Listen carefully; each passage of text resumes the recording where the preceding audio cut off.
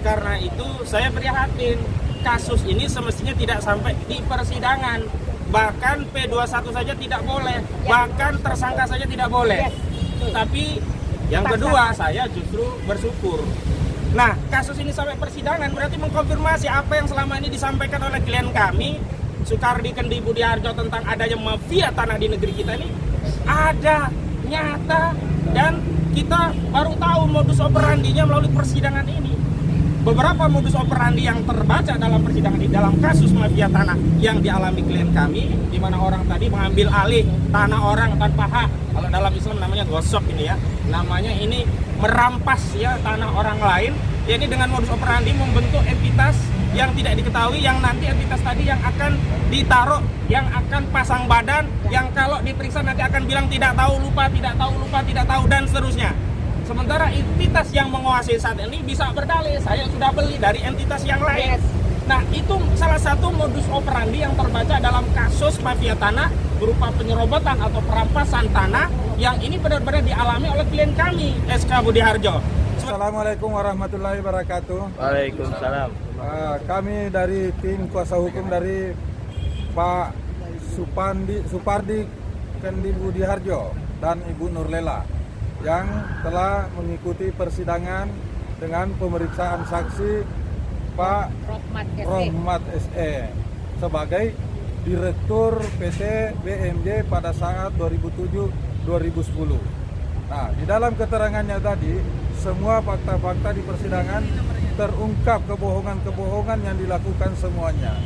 Sehingga di dalam persidangan juga kita minta saksi-saksi lagi yang lain yang berusaha digelapkan oleh penyidik, tidak bisa hadir. Kenapa tidak diambil Alexander itu ya? Direktur sebagai direktur sebelumnya. Ada apa? Jadi mungkin ada masukan dari teman-teman pengacara. Oke, silakan. Ya, sebenarnya pada hari ini kami sangat mengharapkan Direktur PT Bangun Marga Jaya, Bapak Rohmat SE, pada tahun 2007 sampai 2010 itu bisa memberi kesaksian yang lebih jelas, bukan nggak tahu. Karena pada tahun 2007 itu sebenarnya sudah ada sengketa antara PT BMJ dengan pemilik tanah asli. Pemilik tanah asli inilah yang kemudian menjual ke Bapak Supardi, gitu ya. Terus yang kedua, saya pribadi, mohon maaf nih ya, saya melihat PT BMJ ini kok aneh ya, karena hanya 2 orang, kemudian tidak pernah membuat laporan keuangan. Padahal dia bagaimanapun kan katanya punya 5 tenaga lapangan, 1 admin. Kayaknya ini saya mengimbau ke Dirjen Pajak nih, coba periksa PT BMJ, SPT-nya. Apakah benar atau enggak? Jangan-jangan ikut cuci uang kemarin 300 triliun itu. Oh, 300 triliun ya. Karena itu makanya saya pikir ini kesempatan buat Dirjen Pajak bersih-bersih nih. PT BMJ ini asetnya 112.000 meter loh, yang kemudian dijual ke PT Sedayu Sejahtera Abadi. 112.000 meter di Cengkareng, itu bukan aset yang ece-ece. Nah, sementara tidak jelas laporan keuangan. Jadi mungkin kita akan mengimbau ke Dirjen Pajak ya untuk memeriksa nih PT BMJ nih. Karena PT Sedayu itu membeli dari PT BMJ dengan sangat percaya loh. Yang jelas perkara ini sebenarnya kita melihat saksi-saksi dan fakta-fakta di persidangan dari penyidik itu ada settingan ya.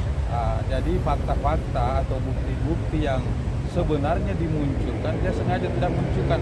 Contohnya surat registrasi girik di kelurahan maupun di kecamatan yang dimunculkan tahun 1968 saja, sehingga dinyatakan girik milik klien kami Pak Abdul Hamid yang dibeli Pak Budi ini tidak terdaftar, sehingga dinyatakan tersangka. Seharusnya kemana itu girik yang 2011 sampai 2014? Jadi lompat-lompat itu yang dimunculkan, itu yang sangat perlu kita cermati ya. Karena itu dalam kesempatan ini tadi teman-teman media sudah lihat ya, kami terus terang dengan berapa total saksi yang sudah dihadirkan, kurang lebih 8 ya, 6 atau 8 orang gitu ya, tidak menjelaskan apapun mengenai dakwaan kepada klien kami. Mana 263 dan 266? Mana buktinya? Gitu loh, nggak ada. Karena itu kami mengimbau, kami memohon kepada majelis hakim agar orang yang mengetahui peristiwa ini, satu, Bapak Alexander, dia adalah Direktur PT SSA, Sedayu Sejahtera Abadi, itu harus dihadirkan. Karena kalau dia tidak dihadirkan, kasus ini kasus remang-remang menurut saya. Karena dia yang tahu, tahun 2010 kejadian ini. Yang kedua, tadi agak lucu juga, Rohmat mengaku tidak ngerti apa-apa. Dan setelah Rohmat kami dapat data namanya Hani yang menjadi Direktur PT Bangun Marga Jaya ini. Jadi PT Bangun Marga Jaya yang punya tanah kemudian dibeli oleh PT Sedayu gitu ya. Nah, Hani ini menurut informasi dari jaksa menghilang. Pertanyaannya, kalau benar ngapain hilang? Karena dia kan sudah di BAP. Udah di BAP di Polda. Kok menghilang? Halo Bu Hani, harap hadir. Karena kalau tidak, kami akan jemput. Harusnya kan penyidik bisa menghadirkan pada saat penyidikan. Iya. Kenapa di saat persidangan dia tidak bisa hadirkan? Betul. Nah ini ada sebenarnya untuk mengabulkan masalah perkara ini. Ini yang menjadi persoalan. Harusnya seandainya itu penyidik secara terbuka, tidak ada rekayasa, tidak ada settingan. Ya. Sebenarnya perkara ini sangat simpel. Kalau ada kemauan. Tidak perlu kita mengotak-atik sertifikat apa segala. Yang perlu dibuktikan saja dugaan, sangkaan 263 dengan 266 terhadap Pak Ya. Budi Harjo. Ya. Tapi inilah kuasa Allah kali ya. Ya. Dengan jalan itu akhirnya terbongkar semua kemana-mana. nanti. Mungkin sertifikat hak guna bangunan 1633 itu mungkin akan terbongkar juga karena kita akan cecar, akan ya. kejar. Ya. Dan nanti kita minta lagi gelar perkara supaya penyidik dan jaksa penuntut umum dilakukan eksaminasi. Wow. Ya. Ya, dan satu lagi selain Hani tadi, kita juga menuntut agar orang BPN, orang Badan Pertanahan yang memberikan sertifikat HGB 1633 itu, kalau tidak salah namanya Safrudin. Safrudin itu tiba-tiba dipindahkan ke Jambi gitu loh. Dan menurut jaksa katanya dia nggak bisa ke sini. Menurut saya sepanjang dia masih hidup ya dan masih ada di dunia ini dia masih bisa dihadirkan kok jika jaksa mau. Kenapa? Karena Safrudin inilah yang menyatakan bahwa semua tanah PT BMJ itu adalah sah sehingga dengan mudahnya diberikan sertifikat HGB yang nomornya 1633. Padahal kita tahu sebelum-sebelumnya sudah ada sengketa dengan Pak Hamid, sudah ada sengketa dengan Rais. Ya, bersyukurlah masyarakat Indonesia yang korban-korban mafia tanah. Mungkin dengan kriminalisasi Pak Budi Harjo yang berkorban ditahan kurang lebih 2 bulan bisa mengungkap kasus-kasus pemalsuan mafia-mafia tanah yang lain di seluruh Indonesia. Jadi hasil hari ini makin menguatkan bahwa saksi-saksi yang hadir ini banyak tidak tahunya, banyak ngelesnya, atau dengan kata lain banyak bohongnya. Terima kasih. Itu dilanjutkan. Banyak banget. Rame. Bismillahirrahmanirrahim. Assalamualaikum warahmatullahi wabarakatuh. Saya ingin sampaikan 2 sikap batin saya setelah menyaksikan persidangan pada kesempatan siang ini. Yang pertama saya prihatin, yang kedua saya bersyukur. Kenapa saya prihatin? Karena sejak awal sesungguhnya kasus ini tidak layak masuk kepada proses persidangan. Karena bukti utama dalam kasus ya pasal 263 266 memalsukan dokumen itu semestinya harus ada bukti laboratorium forensik dari Pusat Laboratorium Forensik Mabes Polri yang memberikan satu keterangan bahwa satu dokumen itu tidak identik atau palsu. Sebab bagaimana kita mau bicara banyak hal, memeriksa atau menelaah saksi lebih mendalam, bukti utamanya tidak pernah ada. Karena itu saya prihatin, kasus ini semestinya tidak sampai di persidangan. Bahkan P21 saja tidak boleh, bahkan tersangka saja tidak boleh. Tapi yang kedua saya justru bersyukur. Nah, kasus ini sampai persidangan berarti mengkonfirmasi apa yang selama ini disampaikan oleh klien kami, Soekardi Kendi Budi Harjo, tentang adanya mafia tanah di negeri kita ini ada, nyata, dan kita baru tahu modus operandinya melalui persidangan ini. Beberapa modus operandi yang terbaca dalam persidangan di dalam kasus mafia tanah yang dialami klien kami, di mana orang tadi mengambil alih tanah orang tanpa hak, Kalau dalam Islam namanya gosok ini ya.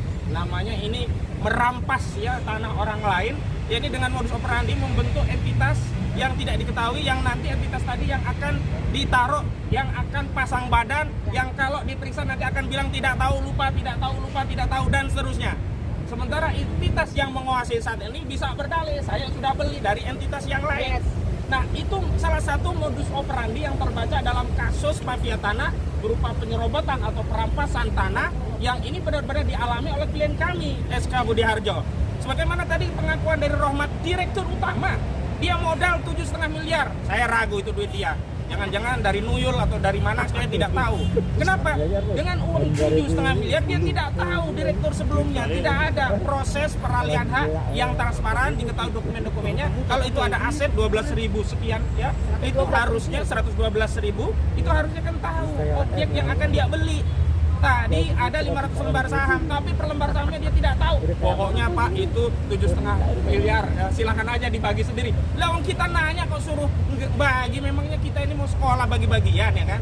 Nah, saya menduga kuat modus operandinya adalah dengan membentuk entitas abal-abal yang nanti akan pasang badan, dan dalam hal ini PT BMJ patut diduga yang menjadi entitas abal-abal sebagai media perantara untuk akhirnya ya tanah tadi dikuasai oleh entitas yang lain, dan entitas yang lain itu adalah Sedayu Sejahtera Abadi.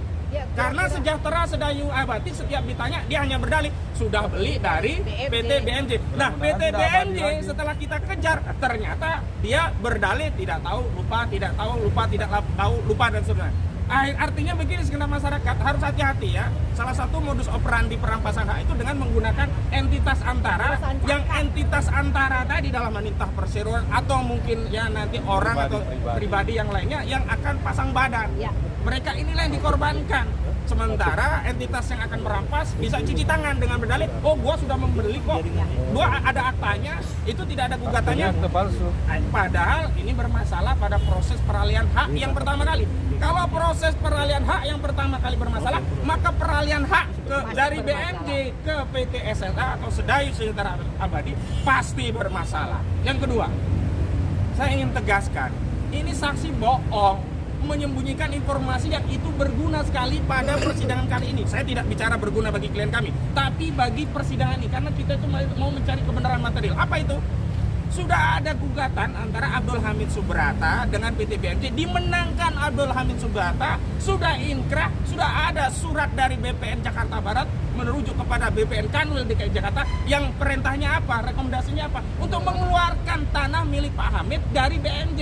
Berarti mengeluarkan tanah milik klien kami SK Budi Harjo yang sebelumnya dibeli dari Pak Abdul Hamid, dikeluarkan dari BMJ. Nah, ini kan rakus ini. Dia punya berapa? 112.000, suruh ngeluarin punya klien kita hanya berapa ribu, 2.000-an saja. Kok nggak mau? Ini kan menunjukkan jangan-jangan yang diperlakukan menjadi korban seperti SK Budi Harjo ini banyak SK Budi Harjo lain, bukan hanya di seluruh tanah air, bahkan di sertifikat HGB yang saat ini didalihkan menjadi dasar hukum milik Sejahtera Abadi ya, Sedayu Sejahtera Abadi. Masalahnya ini yang dipersoalkan. Nah, dan terakhir ya, Bang, yang terakhir saya kira kalau sudah demikian maka yang patut prihatin bukan hanya Pak Budi Harjo atau kami tim kuasa. Ini keprihatinan kita. Saya ingin tegaskan bahwa mafia tanah itu ada dan nyata, bahkan korbannya hari ini diadili di Pengadilan Negeri Jakarta Barat. Karena itu kepada Bapak Presiden Joko Widodo, juga kepada Pak Kepala BPN ya, Pak Hadi Cahyanto ya, ini harus menjadi atensi Pak. Karena begini Pak, kami ini ingin bukti. Satu saja bukti agar kita percaya terhadap narasi pemberantasan mafia tanah. Dan untuk kami percaya, rakyat percaya, mohon Pak melalui pintu kasus ini bongkar mafia tanah, kembalikan hak tanah kepada rakyat yang memang punya berhak, dan segera adili siapapun yang terlibat. Terima kasih. Assalamualaikum warahmatullahi wabarakatuh. Terima kasih. Kami sampaikan kata kunci ya untuk kasus Pak Budi ini. Sebenarnya yang diklaim itu adalah Girik 1906 yang dinyatakan palsu, tetapi mengapa PT SSA BMJ melakukan perdamaian dengan Pak Hamid yang sudah dijual kepada Pak Budi? Kenapa dilakukan perdamaian dengan menuntut bahwa Girik asli 1906 harus diserahkan kepada dia? Nah, itu sebenarnya berarti dia juga memiliki gilik yang palsu. Ya. Nah, itu. Ya, terima kasih Pak. Dalam kesempatan ini tadi kami sudah menyerahkan, terpaksa menyerahkan ya surat kepada majelis hakim untuk memanggil satu Alexander Halim Kusuma, dia adalah direktur Sedayu Sejahtera Abadi. Karena dialah yang mengetahui kejadian ini, dialah direktur 2010. Kalau Pak Nono itu 2015. Yang kedua, kami memanggil juga Hani. Hani ini katanya direktur setelah Rohmat tadi. Tapi menurut jaksa Hani ini menghilang di telan bumi. Karena itu tadi kami meminta agar bila perlu panggil paksa. Karena toh dia bisa di BAP di Polda, masa di sidang dia nggak berani nongol kalau memang benar. Yang ketiga, kami juga memanggil Safudin ini orang BPN, Badan Pertanahan, yang melegalkan tanah PT BNJ untuk langsung menjadi hak guna bangunan. Segitu mudahnya, sementara kita sendiri susah ya, klien Pak Hamid aja setengah mati. Yang berikutnya, berdasarkan saksi-saksi sebelumnya, kami juga akan menghadirkan tim Inafis. Kami segera mengirim surat kepada Pak Kapolri, Kabar Reskrim Polri, Kapolda Metro Jaya, Kepala Tim Inafis Mabes Polri, dan Kepala Tim Inafis Polda Metro Jaya.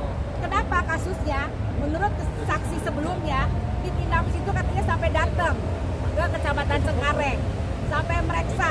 Kenapa? Karena ada hilang buku register tahun 2011 dan 2014. Kenapa itu hilang atau sengaja dihilangkan kali ya Bang ya?